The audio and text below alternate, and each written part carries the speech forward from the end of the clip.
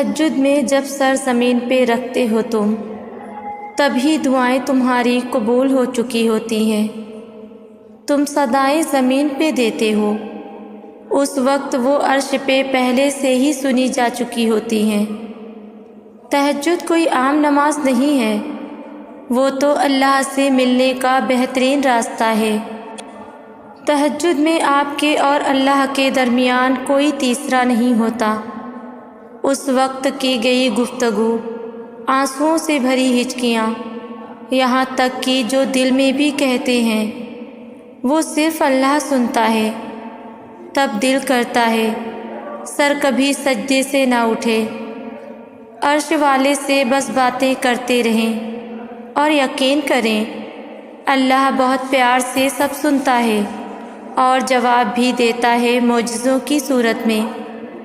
اس لیے کہا جاتا ہے تہجد تو عشق کی نماز ہے۔ ایک بار بھی عشق قضا ہو جائے تو سکون نہیں ملتا کہیں بھی۔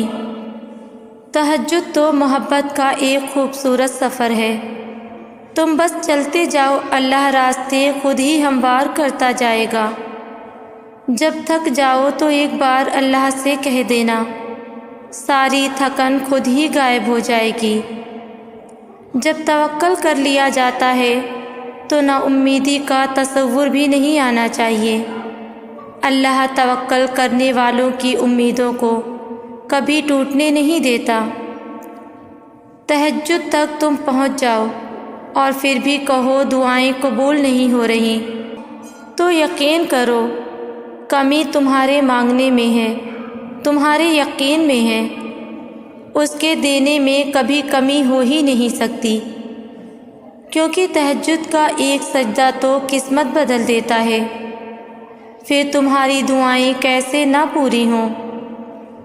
اللہ کے در کو کبھی مت چھوڑنا، بار بار جاؤ، بار بار اسے پکارو، امید کے دیے کو بجھنے نہ دینا۔ کبھی بے یقینی کی ہوا بجھانے بھی لگے تب بھی اس کو اپنے بھروسے سے جلا کے رکھنا۔ اللہ ناممکن کو ممکن میں بدلنے پہ قادر ہے۔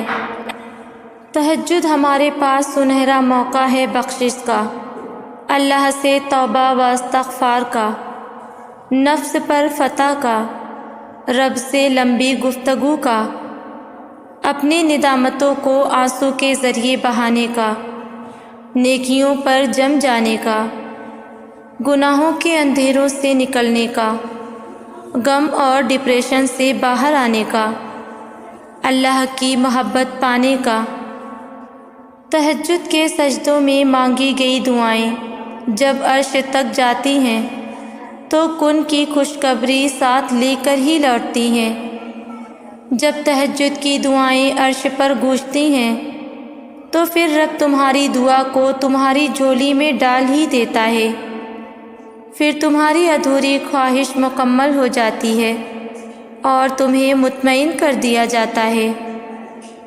تمہارا تہجد تک آنا بھی ایک معجزہ ہے۔ جو دعا تمہیں تہجد تک لے آئی ہے وہ بھی ایک معجزہ ہے۔ اور پتہ ہے تہجد میں جو تم مانگو گے وہ بھی اللہ معجزے کی صورت میں سنے گا اور تم حیران رہ جاؤ گے۔ رسول اللہ صلی اللہ علیہ وسلم نے فرمایا، ہمارا رب ہر رات جس وقت رات کا آخری 1/3 حصہ باقی رہ جاتا ہے آسمان دنیا پر اترتا ہے، پھر فرماتا ہے کون مجھ سے دعا کرتا ہے کہ میں اس کی دعا قبول کروں، کون مجھ سے مانگتا ہے کہ میں اسے دوں، کون مجھ سے مغفرت طلب کرتا ہے کہ میں اس کی مغفرت کر دوں۔ تمہاری تہجد کی دعائیں ہی تمہارے لیے ایسے راستوں کا ذریعہ بنیں گی جو تمہیں قبولیت کے اس مقام تک لے جائے گا جہاں تم دیکھو گے انہیں اپنا مقدر بنتے ہوئے، جس کا ملنا تمہیں ناممکن لگتا تھا۔ تہجد کی سب سے بڑی طاقت یہ ہے کہ تہجد تمہارے دل کو اللہ کی طرف موڑ دیتی ہے۔ پھر انسان کی طلب نہیں جگاتی، پھر اللہ سے ملاقات کی طلب سونے نہیں دیتی، پھر بس اللہ سے محبت ہو جاتی ہے۔ تہجد کا آغاز انسان سے تو ہو سکتا ہے، مگر اختتام صرف اللہ ہے۔ دل میں اٹھتی ہوئی مسلسل تکلیف جب رات بھر جگائے رکھتی ہے تو روح کی بے چینی اللہ کے روبرو لا کر کھڑا کر دیتی ہے۔ پھر کچھ درد سنایا جاتا ہے اور دعا کے لیے بے جان ہاتھوں کو اٹھایا جاتا ہے۔ جب سارا غبار باہر نکل آتا ہے تو سکون کی عجیب سی کیفیت طاری ہو جاتی ہے، جیسے سارے دکھ کسی نے اپنے اندر جذب کر کے روح کو آزاد کر دیا ہو۔ اللہ سے کی گئی وہ ایک ملاقات، وہ ایک گفتگو ساری الجھنیں سلجھا دیتی ہے۔ پھر مجازی دکھ نہیں بلکہ حقیقی محبت سونے نہیں دیتی۔ پھر رات کی نیند اچھی نہیں لگتی، پھر بس اللہ سے ملنے کی طلب رہتی ہے۔ پھر دنیا کی خواہشیں ختم ہو جاتی ہیں اور عرش والے کی لت لگ جاتی ہے۔ تمہیں کیا لگتا ہے کہ جو دعائیں تم تہجد میں مانگتے ہو وہ قبول نہیں ہوں گی؟ کبھی کبھی بہت پہلے مانگی گئی دعا بھی قبول ہو جاتی ہے، اور جب وہ ہو جاتی ہے تو ہم بے ساختہ کہتے ہیں، یا اللہ، یہ دعا تو میں نے بہت پہلے مانگی تھی، تجھے یاد تھی؟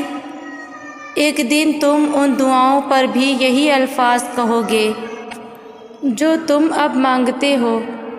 کن فرمانا مشکل کام تھوڑی نہ ہے اللہ کے لیے۔ جب وہ کن فرماتا ہے تو بس ہو جاتا ہے۔ اگر تہجد میں کوئی خاص بات نہ ہوتی تو اللہ کیوں تہجد پڑھنے والوں کے لیے پہلے آسمان پر آتا، صرف یہ پوچھنے کے لیے کہ انہیں کیا چاہیے؟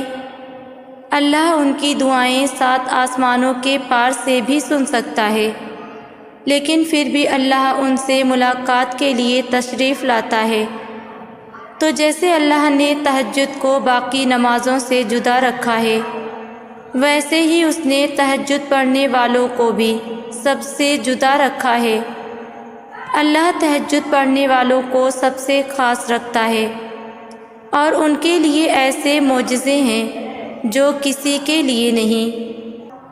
اب اللہ 7ویں سے پہلے آسمان پر اپنے بندوں کو خالی ہاتھ لوٹانے تھوڑی نہ آتا ہے۔